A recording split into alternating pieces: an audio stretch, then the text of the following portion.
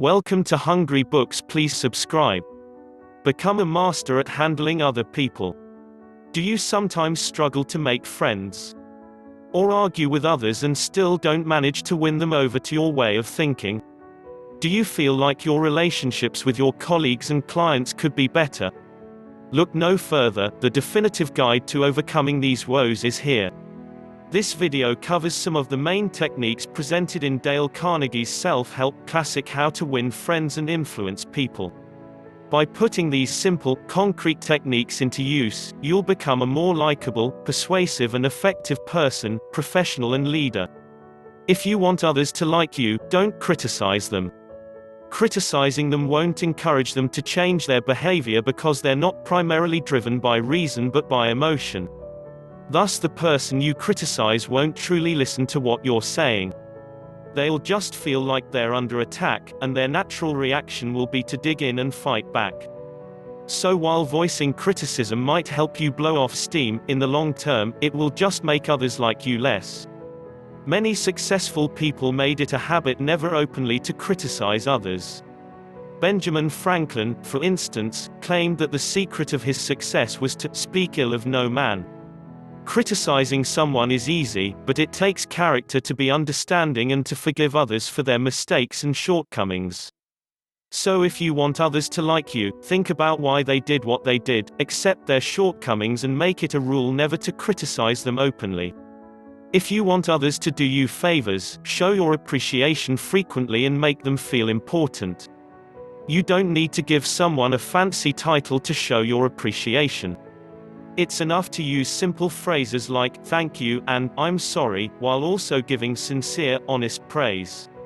Don't shower people with phony flattery, or they will see right through it.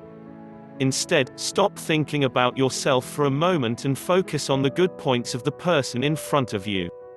Also, be sure to make the other person feel important. To get into the right mindset, try thinking like Ralph Waldo Emerson, who said that every person he met was superior to him in specific ways, so there was always something to learn from and appreciate in other people. Or think about the golden rule, treat others as you would like others to treat you.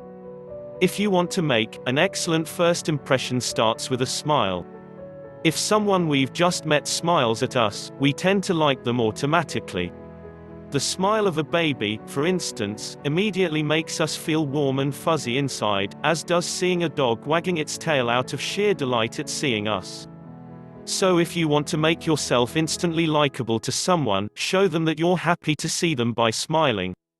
When they see how comfortable you are to meet them, they can't help but be glad to see you too.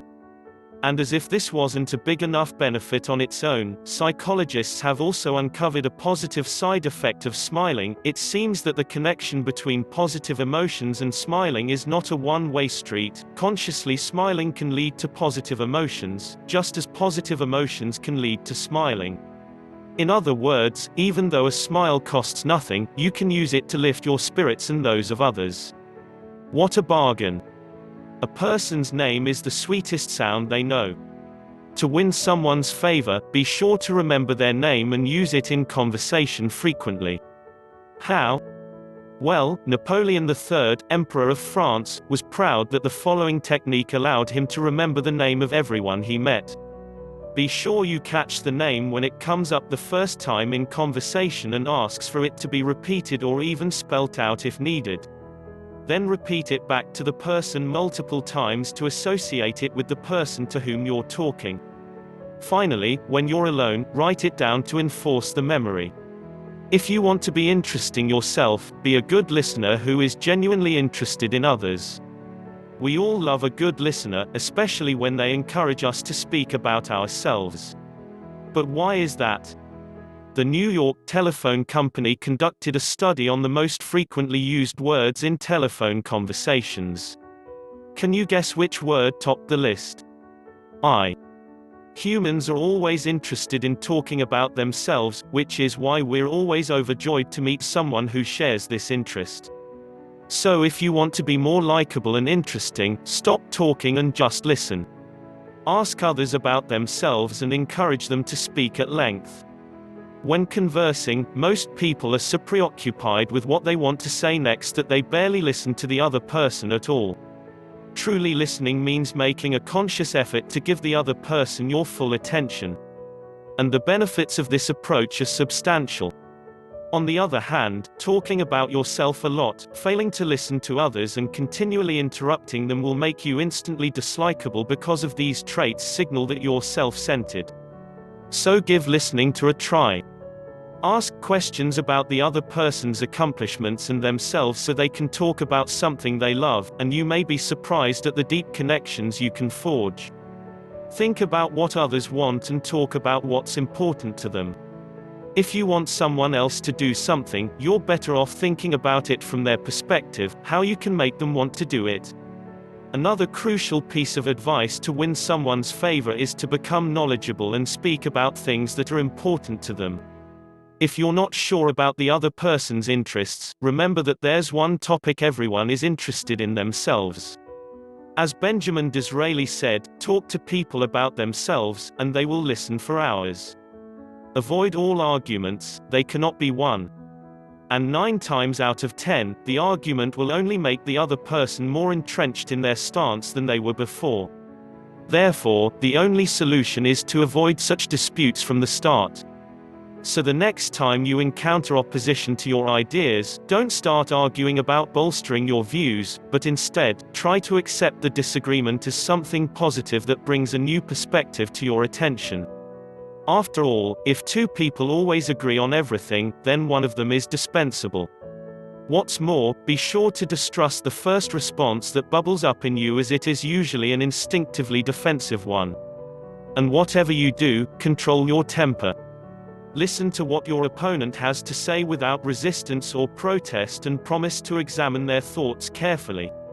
Try to find areas where you agree and dwell on these points while also freely admitting if you have made mistakes. This will help reduce your opponent's defensiveness. Then, thank your opponent. After all, you could just as quickly see them as a friend who cares passionately about the topic at hand and wants to help you come to the right conclusion. Finally, I propose to meet again at a later time to allow both parties to think about it in the meantime. During this break, ask yourself if your opponent could be right and whether your reaction is likely to produce the results you seek. By keeping these points in mind, you can avoid unnecessary arguments. Never tell others they are wrong, they will only resent you. Whenever you tell someone they're wrong, you're saying, "I'm smarter than you." This is a direct attack on their self-esteem, and they will want to retaliate because you're disrespecting their opinions. So whenever you want to express your opposition to someone's opinions, take a page from Ben Franklin's book and avoid absolute terms like "it's clear that" or "obviously, the case is."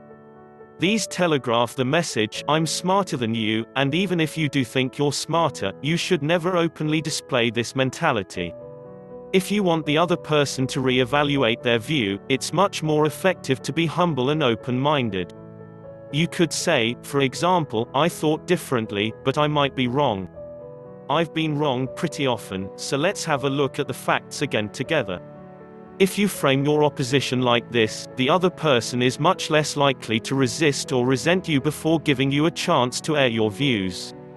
With a little luck, a flexible approach will quickly turn opponents into allies, making it possible for you to change their opinions. Whenever you're wrong yourself, admit it right away.